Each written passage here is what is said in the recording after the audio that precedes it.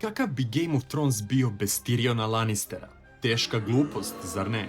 Sad zamisli da ti kažem da je stvarni srednji vek imao svoje Tyrione, samo što nisu bili knjiški likovi, već pravi ljudi sa stvarnim uticajem.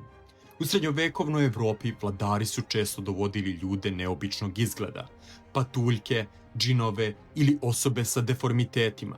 Na prvi pogled izgledalo je kao zabava, ali u stvarnosti bilo je mnogo ozbiljnije. Upravo su takvi ljudi, uslovno rečeno, bili poznate dvorske lude. Često su imali privilegovan pristup vladaru i slobodu da kažu istinu koju drugi nisu smeli. Bili su zaštićeni, a pojedini su imali i značajne uloge, kao Tribulet u Francuskoj, Sebastian de Mora u Španiji ili Will Summers u Engleskoj.